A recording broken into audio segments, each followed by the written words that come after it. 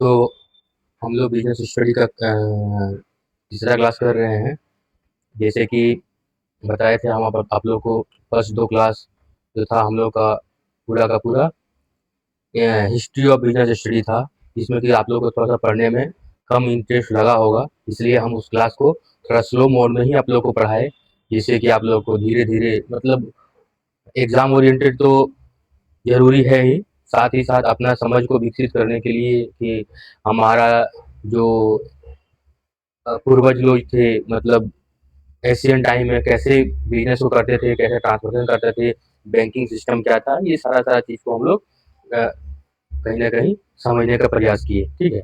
तो उसी टॉपिक को हम लोग, जैसे हम लोग पहली क्लास में बताए थे कि हम लोग पूरा मतलब लाइन बाय लाइन एक-एक टॉपिक को कवर करेंगे इस यूट्यूब चैनल पे। तो आज हम लोग स्टार्ट कर रहे हैं, इंडिया बिगेन्स टू री-इंडस्ट्रियलाइज़ेशन, मतलब अब जब हमारा देश आज़ाद हो गया था, उसके बाद से हम लोग कौन-कौन सा कदम लिए, कैसे इंडिया फिर से मतलब जैसे पहले सोने का चिड़िया था, फिर विदेशी आक्रमण हुआ देश के ऊपर, फिर उन्होंने यहाँ से कच्चा माल को विदेश ले गया, फिर हमारा देश को लूटने का काम किया। उसके बाद फिर से जो सरकार आई, उसने नई-नई तरह का योजना बनाकर बनाकर उसने क्या किया, फिर से इंडिया को समृद्ध बनाने का प्रयास किया। तो इसके बारे में हम लोग स्टार्ट करेंगे, तो आप इस टॉपिक को जब पढ़ेंगे तो अच्छा से आपको समझ में आएगा और एग्जाम ओरिएंटेड भी आप लोग के लिए अच्छा रहेगा, जिससे कि आप लोग अपने दोस्तों के बीच में भी डिस्कस करें। और एक चीज़ और है कि आप लोग सारा लोग वीडियो को सब्सक्राइब करें, लाइक करें और शेयर करें, जिससे क्या होगा, वीडियो का रीच ज़्यादा लोगों तक मिलेगा। जो भी बच्चे मतलब पढ़ने में इंटरेस्टेड है, वो इस यूट्यूब चैनल से पढ़ सकते हैं, ठीक है ना? तो सबसे पहले हम लोग देखते हैं कि, ठीक है ना, कि India began re industrialisation after independence. After independence, the process of the rebuilding the economics started and India went to centralized plan. The first 5 years plan was implemented in 1952. Due to the importance was given to the establishment of the modern industry, modern technology, and scientific institution, space and a nuclear program. Despite these efforts, the Indian economics could not develop at rapid pace. Lack of capital formations, rise in populations, huge expenditure on defense, and inadequate infrastructure were the major reason. As a result, India reply having on borrowings from foreign sources and finally agreed to economic liberalizations in 1991. The Indian economics is one of the fastest growing economies in the world today, and the preferred FDI destinations rise income, saving, investment, opportunity, increased domestic consumptions, and the younger populations ensure growth. The decade to come. The high growth sectors have been identified, which is likely to grow at rapid pace world over, and the recent initiative of the government of India, such as Make in India, Skill India, Digital India, and rollout of the foreign trade policy in foreign trade policy FTI जिसको हम लोग बोलते हैं, 2015 to 20 is expected to help economics in term of export and import and the trade balance. तो सबसे पहले हम लोग इसको समझने जाते हैं कि इसमें इंडिया को, इंडिया जो हुआ था री इंडस्ट्रियलाइजेशन के लिए क्यों करना पड़ा, हम लोग को क्यों हुआ। जब ब्रिटिश शासन के दौरान भारत के क्या होता, पारंपरिक उद्योग को क्या था, भारी नुकसान पड़ा, ठीक है ना, बहुत अधिक नुकसान हुआ था। भारत जो था उस टाइम क्या हुआ था, बहुत अधिक नुकसान हुआ था, ठीक है। भारत जो अभी कपड़ा, हस्तशिल्प, धातु उद्योग के लिए प्रसिद्ध था, जो कि आप एशियन में पढ़े थे, वो क्या था, धीरे धीरे क्या कर रहा था, कच्चा माल सप्लाई करने वाला जो देश बन गया था। जो पहले हम लोग क्या करते थे, हम लोग खुद से इसको बनाते थे, मतलब कपड़ा बनाते थे, हस्तशिल्प और धातु बनाते थे।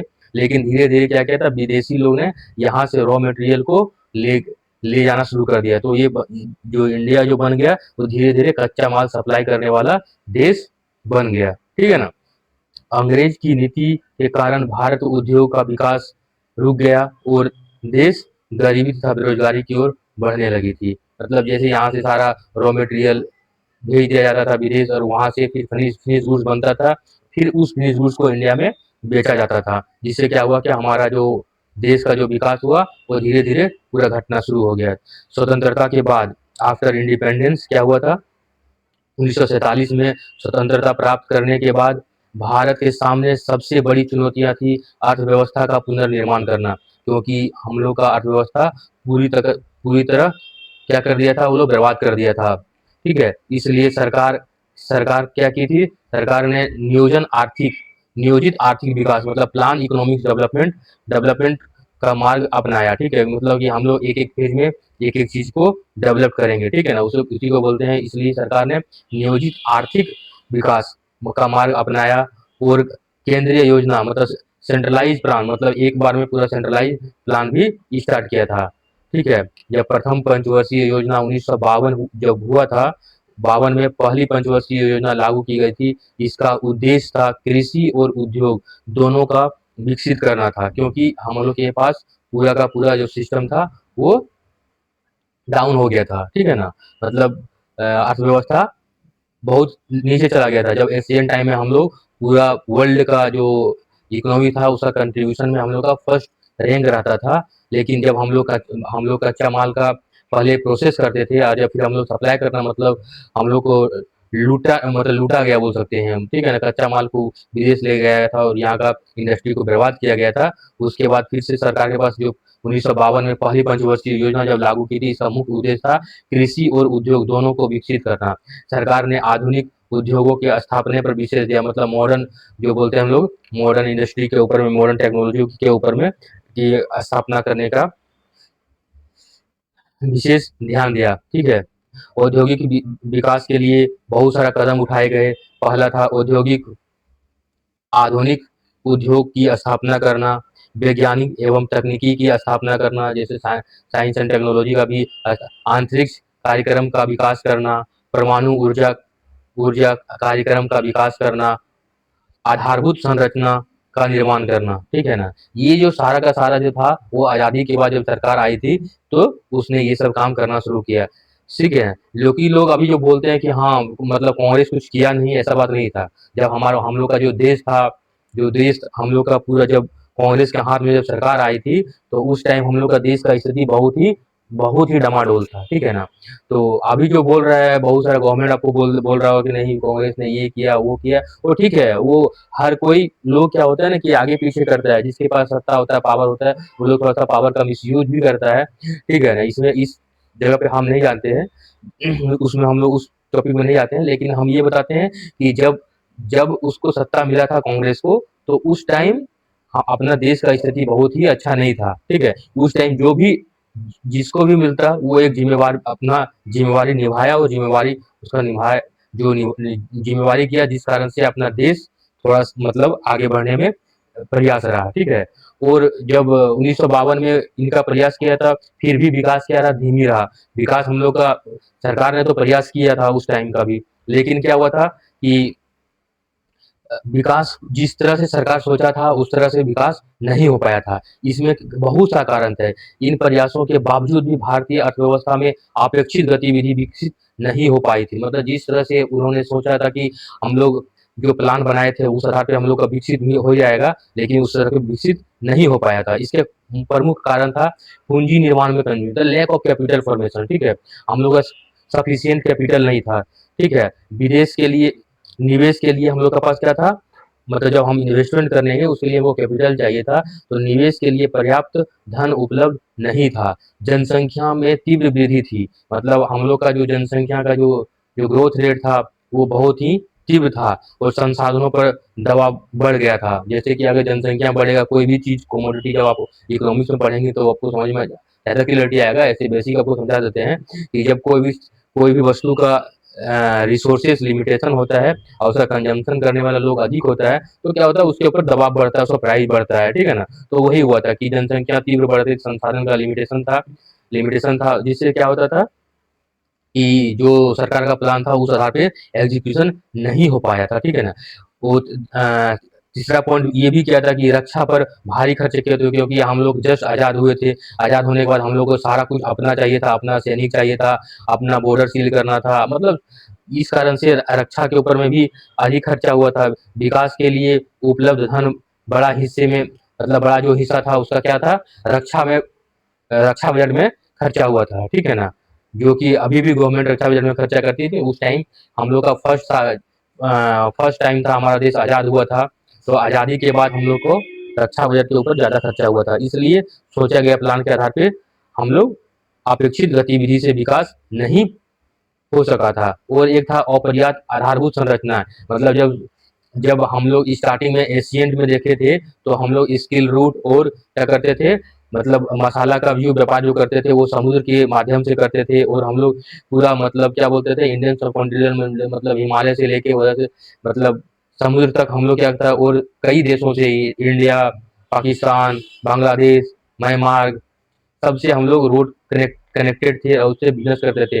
लेकिन जब विदेशी लोग गया तो वहाँ का जो सड़क, बिजली, परिवहन, मतलब सबका मतलब अपर्याप्त विकास नहीं रहा था, ठीक है ना। सबको मतलब लूटा गया, सबका मतलब शोषण किया गया था। तो उस इस कारण से क्या हुआ था कि हम लोग को जिस तरह से प्लान किया गया था वो प्लान के आधार पे विकसित नहीं हुआ था, ठीक है। अब बोलेगा कि सर टॉपिक तो इतना छोटा है तो आप इतना इतना ज़्यादा बोल रहे हैं, इसलिए क्योंकि आपको बेसिक अंडरस्टैंडिंग होना चाहिए, ठीक है ना। इसलिए आपको इसको थोड़ा डिटेल में समझना है। यहाँ से क्या होता है कि जब हमारा देश आज़ाद हुआ था तो कैसे फॉर्मेशन हुआ, कैसे आज़ाद हुआ, मतलब आगे बढ़ा।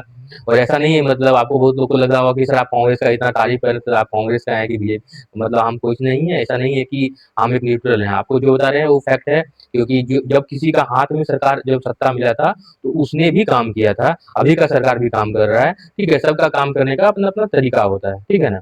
तो फिर क्या हुआ था, 1991 में हम लोग क्या किया था, आर्थिक उदारीकरण किए थे, ठीक है। 1991 में जाके हम लोग फिर आर्थिक उदारीकरण के लिए आर्थिक उदारीकरण की ओर हम लोग मूव किए थे, ठीक है ना। उसमें क्या हुआ था कि इन समस्याओं के कारण क्या होता कि जो हम लोग का ऊपर में क्या क्या समस्या था, सबसे पहले पूंजी का कमी था, जनसंख्या में वृद्धि तेज था, रक्षा बजट पे ज़्यादा खर्चा था, अपर्याप्त आधारभूत संरचना थे, सड़क बिजली का हम लोग का पर्याप्त विकास नहीं करता। इन सब समस्या के कारण क्या हुआ था, भारत को विदेशी स्रोत से लोन लेना पड़ा, ठीक है। मतलब हम लोग को क्या करना पड़ा, विदेश से लोन लेना पड़ा। मतलब 1991 में भारत का आर्थिक उदारीकरण मतलब इकोनॉमिक लिबरलाइजेशन की नीति अपनाई गई, जिससे क्या हुआ था, निजी क्षेत्र और विदेशी क्षेत्र को विदेशी निवेशक को बढ़ावा मिला गया। मतलब सीधा समझिए कि इंडियन, आप लोग बहुत सुने होंगे कि इकोनॉमिक लिबरलाइजेशन हुआ। इकोनॉमिक लिबरलाइजेशन मतलब पहले क्या था कि नहीं, जो भी करेगा सरकार करेगा, जो भी करेगा मतलब खुद ही हम ही करेंगे, मतलब ये नीति सरकार का स्टार्टिंग में थी। लेकिन सरकार ने भी अपना नीति को देखा कि हमारे पास तो पर्याप्त कैपिटल नहीं है, जनसंख्या तेजी से बढ़ रहा है, रक्षा बजट पे हमारा खर्चा बढ़ रहा है। तो उसने क्या किया था, एक नया फिर नीति लाया था 1991 में कि हम लोग क्या करते हैं, इकोनॉमिक लिबरलाइजेशन करते हैं, जिसमें क्या करता है, प्राइवेट वाले लोग को भी बोला कि आप लोग भी बिजनेस में इन्वॉल्व होइए। और क्या किया, विदेशी इन्वेस्टमेंट, जिसको मतलब अभी एफडीआई बोलते हैं, एफडीआई को भी मतलब बुलाया गया उसको बढ़ावा देने के लिए, ठीक है। तो अभी हम लोग देखते हैं आज क्या है, भारत विश्व का सबसे तेजी से बढ़ने वाली अर्थव्यवस्था है, ठीक है। हम लोग का जो इकोनॉमिक्स है वो बहुत तेजी से बढ़ने वाला इकोनॉमिक्स है, ठीक है। बढ़ती आय है, बचत, निवेश का अवसर, घरेलू उपयोग और युवा जनसंख्या भारत की आर्थिक वृद्धि को आगे बढ़ा रही है। हम लोग जैसे अभी जो बोलते हैं कि आज का जो भारत है विश्व में सबसे तेज से बढ़ने वाली अर्थव्यवस्था है, वो क्यों है, क्योंकि हमारे पास बढ़ती आय है, हम लोग का इनकम बढ़ रहा है, सेविंग बढ़ रहा है, इन्वेस्टमेंट के अवसर बढ़ रहे हैं, घरेलू उपयोग मतलब उपभोग, मतलब हम लोग डोमेस्टिक कंजम्पशन क्या कर रहे हैं, तो उसको बढ़ावा दे रहे हैं, ठीक है। हम लोग का जो जनसंख्या है वो युवा है। तो ये सब कारण से क्या हो रहा है कि भारत का आर्थिक वृद्धि की मतलब जो आर्थिक वृद्धि है वो आगे बढ़ रहा है, ठीक है। और भारत क्या करता है, विदेशी निवेशक एफडीआई के लिए एक आकर्षक गंतव्य का केंद्र बन गया है, जिससे कि अभी का जो सरकार है उसने भी क्या किया है कि make in India, skill India, digital India, मतलब ये सब स्कीम को प्रमोट किया हुआ है। जब जब कांग्रेस था तो कांग्रेस ने अपने ओर से मतलब एफर्ट लगाया, जब बीजेपी ने आया तो बीजेपी ने भी अपने स्किल की कि कोई भी एफडीआई कहीं भी ले जाओ, ऐसा नहीं कि यहाँ का करके आप कहीं से आओ, मेक इन इंडिया के तहत इंडिया में सामान को बनाओ, स्किल इंडिया के तहत आप नए नए मतलब कॉन्सेप्ट को आप लोग मतलब सीख सकते हैं, कैसे हम लोग कोई भी चीज़ को बनाना है। केवल ऐसा नहीं है कि केवल आप इस टॉपिक इस चैनल पे देखते होंगे कि डिग्री वर्सेस स्किल के ऊपर में भी एक एक यूट्यूब मतलब वीडियो बना हुआ है, मतलब स्किल कितना जरूरी होता है आगे। डिजिटल इंडिया, हम लोग को डिजिटल की ओर कैसे बढ़ना है, कितना आगे बढ़ना है, ठीक है। ये सब लिए मतलब जो करेंट गवर्नमेंट है उसने भी इसका मतलब फॉरेन डायरेक्ट इन्वेस्टमेंट को भी हेल्प किया हुआ है, ठीक है ना। तो हम लोग एक समझते हैं कि एक शॉर्ट में समझते हैं कि भारत का पुनः औद्योगिकरण, स्वतंत्रता के बाद अर्थव्यवस्था का पुनर्निर्माण और औद्योगिक और आधुनिक उद्योग के विकास की प्रक्रिया को कहा जाता है। मतलब हम लोग को क्या बोल सकते हैं कि औद्योगिकीकरण, भारत का पुनः औद्योगिकीकरण, स्वतंत्रता के बाद अर्थव्यवस्था का पुनः निर्माण और पुनः निर्माण और आधुनिक उद्योग मतलब मॉडर्न इंडस्ट्री के विकास की प्रक्रिया को कहा जाता है, ठीक है ना। भारत के केंद्रीय योजना अपनाई गई थी तथा 1952 में प्रथम पंचवर्षीय योजनाएं शुरू की गई थी। आधुनिक उद्योग, वैज्ञानिक संस्थाओं, अंतरिक्ष, परमाणु कार्यक्रम को बढ़ावा दिया गया और पूंजी की कमी, जनसंख्या वृद्धि, रक्षा व्यय और कमजोर आधुनिक संरचना के कारण विकास में धीमी गति हुई। बाद में 1991 में आर्थिक उदारीकरण लागू की गई, जिससे भारत की औद्योगिक को आर्थिक विकास और नई दिशा मिला था, ठीक है ना। तो इससे हम लोग समझते हैं कि कैसे हम लोग को इंडियन मतलब इंडिया को लिबरलाइजेशन की ओर बढ़ना पड़ा, ठीक है ना। तो इस ये जो टॉपिक है वो टोटल और टोटल मतलब आफ्टर इंडिपेंडेंस का टॉपिक है, ठीक है। तो इसमें क्या किया था इसमें क्या है कि कैसे कैसे आगे बढ़ा नहीं बढ़ा है उसके लेके मतलब क्या है बी आर टमल्सन ने क्या किया था, इकोनॉमिक सर्वे किया था और उसने अपना एक डाटा को प्रस्तुत किया था, ठीक है ना। एग्जाम पॉइंट ऑफ व्यू के लिए भी आपको मतलब ये जानकारी प्राप्त होना चाहिए, ठीक है। और बाद में क्या होता है कि धीरे धीरे हम लोग क्या होता है कि इसको देखते हैं कि कैसे मतलब कौन सा सेक्टर मतलब विकसित किया, कैसे हुआ, ठीक है ना। आज ये मतलब स्टैटिक्स डाटा के तहत में, ठीक है। India Indian entrepreneur began to set up their own modern textile mills after 1815s and gradually began to recapture the domestic market in 1896. Indian mills supply 8% of the total cloth consumption in India, 20% in 1913, 62% in 1936, and 76% in 1945. Thus, during 1913 to 1938, Indian manufacturer output grew 5.6% during per years, which was above the world average 3.3%. ठीक है. The British government finally provided tariff protection from 1920s, which helped industrializations to expand and diversify. By the time of independence in 1947, Indian entrepreneurs began were strong enough and is positions to buy the business in departing British. ठीक है ना. Indian share is Indian GDP has doubled from 3.8 in 1930 to 7.5% in 1947, and the shares of manufacture and export rose from 22.4% to 30% from the financial year 1913 to 1947 respectively. मतलब जो है B are टॉमली साहब ने क्या बोला था, बी आर टॉमली ने बोला कि जब भारत भारत का जो उद्यमी था मतलब इंटरप्रेन्योरशिप ने 1950 के बाद अपना आधुनिक कपड़ा मिल मतलब टेक्सटाइल मिल्स की स्थापना शुरू की और धीरे-धीरे भारतीय बाजार पर कब्जा करना शुरू कर दिया था 1950 से ही, ठीक है ना।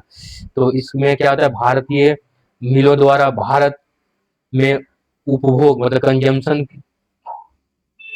की जाने वाली कुल कपड़ों की आपूर्ति 1986 में 8%, 1913 में 20%, 1936 में 62% और 1945 में 76%। इससे स्पष्ट होता है कि भारतीय उद्योग धीरे-धीरे विदेशी वस्त्र का स्थान लेने लग गया। मतलब हम लोग विदेशी कपड़ा को छोड़ के और इंडियन मतलब वस्त्र को यूज करना शुरू कर दिए, ठीक है ना। और 1913 से 1938 के बीच भारत के विनिर्माण उत्पाद और वार्षिक वृद्धि 5.6% रही, जो विश्व का औसत 3.3% थी। मतलब 1913 से 1938 तक मतलब वर्ल्ड का जो औसत था वो 3.3% था, जबकि भारत का 5.6 था, ठीक है। 1920 के दशक में ब्रिटिश सरकार ने भारतीय उद्योगों को कुछ सीमा तक टैरिफ संरक्षण प्रदान किया था। मतलब उसमें क्या था, 1920 तक कुछ हम लोग को टैरिफ मिला हुआ था। टैरिफ बोलते हैं, किसको बोलते हैं? टैरिफ का मतलब होता है कि गवर्नमेंट द्वारा दी गई छूट, ठीक है। इससे क्या होता है, भारतीय उद्योगपति को अपना उद्योग का विस्तार और विधि विस्तार करने में सहायता मिली, ठीक है ना। 1947 में क्या होता है, स्वतंत्रता तक भारतीय उद्यमी इतने मजबूत हो चुके थे कि वो भारत छोड़कर जा रहे विदेशी व्यापार का व्यवसाय को खरीद सके।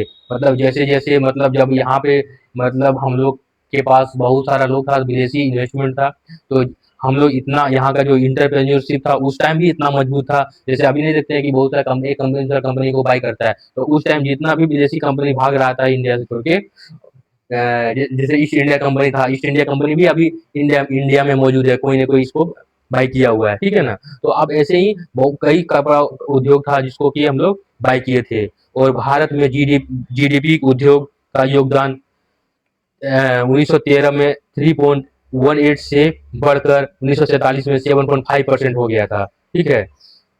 और उससे क्या हुआ था, हम लोग का मैन्युफैक्चरिंग गुड्स का हिस्सा जो था 22% से बढ़कर 30% हो गया, ठीक है। तो हम लोग सिंपल समझते हैं, बिहार टॉमली के अनुसार 1950 के बाद भारतीय उद्यमियों ने आधुनिक कपड़ा मिलों की स्थापना शुरू की और धीरे-धीरे क्या किया था, घरेलू बाजार का पुनः प्राप्त किया था और भारतीय मिलों द्वारा कपड़ों की आपूर्ति 1996 में 8% से बढ़कर 45 में 76% और 1913 से 1938 के दौरान भारत का विनिर्माण उत्पाद विश्व के औसत से अधिक गति से बढ़ा। 1920 के दशक में मिलिट्री संरक्षण के औद्योगिक विस्तार की में सहायता और स्वतंत्रता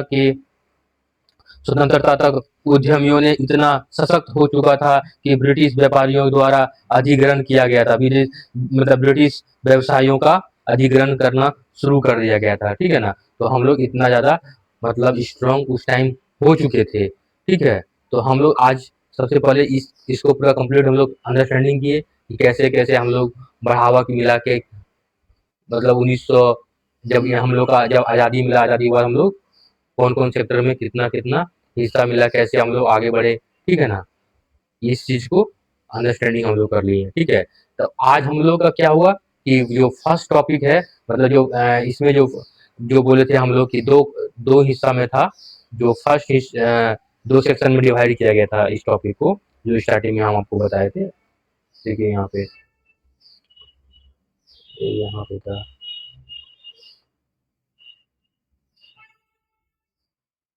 ठीक है ना? फर्स्ट सेक्शन था Indian deal with the history of the trade and commerce in Asian India.